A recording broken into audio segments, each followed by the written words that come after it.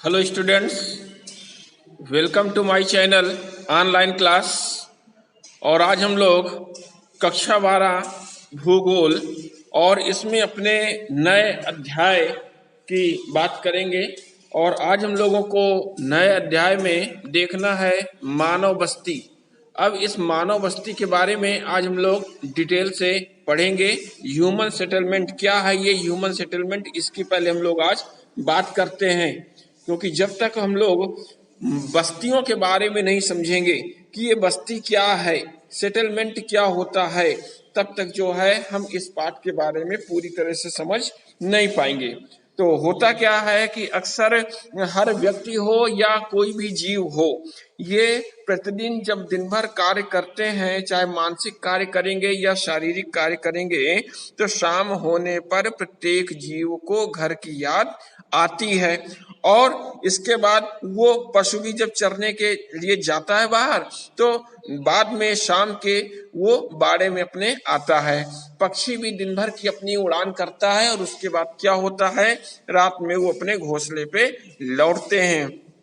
ठीक इसी तरह ही मानव है, और इसको प्रकृति से और समाज से हर जगह से सुरक्षा, मौसमी बचाव और विश्राम के लिए जो भी आवास की तो जरूरत होती है। और क्योंकि रोटी, कपड़ा और मकान यही मूलभूत आवश्यकताएं हैं, तो आवास बहुत ही जरूरी है। क्यों? क्योंकि जो मनुष्य है वो मनुष्य सामाजिक प्राणी है, और जब सामाजिक प्राणी है वो तो समाज में वो रहेगा और समूह में घर बनाकर रहेगा, आवास बना करके रहेगा वो।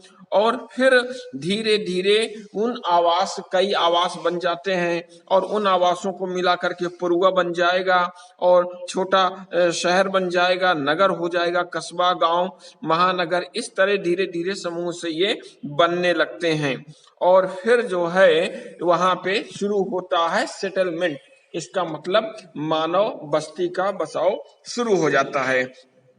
फिर क्या होता है, धीरे धीरे मानव बस्ती का जो आकार है वो आकार क्या होता है, बढ़ने लगता है। मानव बस्तियों का आकार धीरे धीरे बढ़ने लगता है, और साथ में जो उसका आकार और प्रकार होता है। अब ये आकार प्रकार क्या है कि किस किस आकार की बस्ती बसी है। यदि हम किसी भी क्षेत्र का हवाई सर्वे करते हैं, तो वहां की स्ट्रक्चर हमको ऊपर से पता चल जाती है कि किस स्ट्रक्चर में बसाव उस क्षेत्र का है, किस दिशा में ये ज्यादा फैला है, किस दिशा में कम फैला है, उसका पैटर्न क्या है। तो ठीक इसी तरह उस बस्ती का जो आकार है, प्रतिरूप है, ये उसको पर्यावरण के साथ जोड़ देता है एक तरह से, और फिर धीरे धीरे आकार बढ़ रहा है।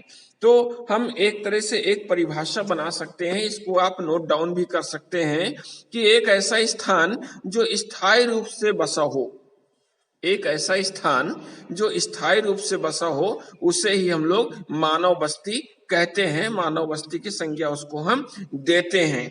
इसके अलावा जो बस्तियां होती हैं, उनके आवास के जो समूह होते हैं और संगठन जो होता है, उन्हीं से ये मानव बस्तियां बसा करती हैं। अब ये छोटी छोटी बस्तियां हो सकती हैं, खपरेल वाली भी हो सकती हैं, झोपड़ी भी हो सकती हैं, कुछ पूर्वे के रूप में भी हो सकते हैं, और बड़ी जो कई मंजिला इमारतें हैं वो भी इसमें शामिल हो सकती हैं। तो इस तरह हम लोग मानव बस्तियों की यहाँ पे बात कर रहे थे।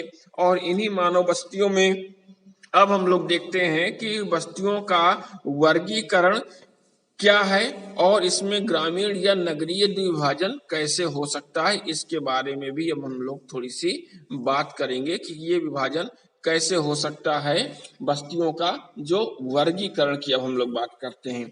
अब जो बस्तियों का वर्गीकरण है, ये 2 पार्ट में बटा हुआ है, 2 भागों में बटा हुआ है। ग्रामीण बस्तियां होती हैं और नगरीय बस्तियां होती है। कौन कौन सी होती है? ग्रामीण बस्तियां और नगरीय बस्तियां।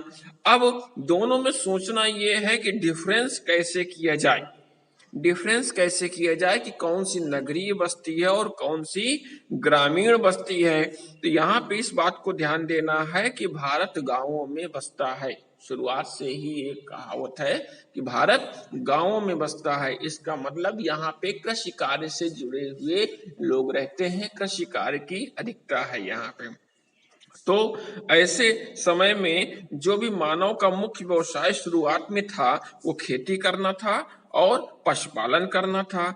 इसके बाद धीरे धीरे विकास हुआ, डेवलपमेंट हुआ, नए नए उद्योग धंधे आ गए, कारखाने आ गए, मशीनें आ गई।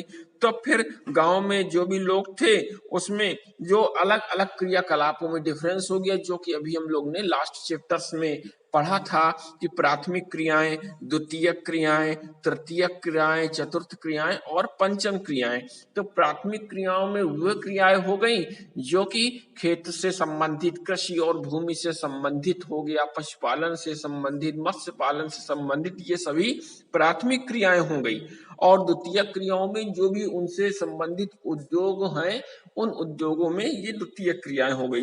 तो अब यहीं से ये डिफरेंस बनना शुरू हो जाता है। और जैसे जैसे द्वितीय क्रियाएं और तृतीय क्रियाएं संचार के साधन बने तो फिर शहरों में उद्योग धंधे शिफ्ट होने लगे, वहां होने लगे, साथ में लेबर्स है, श्रमिक हैं, उनकी बस्तियां बसने लगी, उनके विकास के लिए अलग काम होने लगे। और वहीं से डिफरेंस शुरू हो गया ग्रामीण बस्तियों में और नगरीय बस्तियों में। क्योंकि जो गांव का निर्माण है, प्राचीन कहावत है, क्या कहावत है कि गांव का निर्माण ईश्वर ने किया है और नगर का निर्माण मनुष्य ने किया है।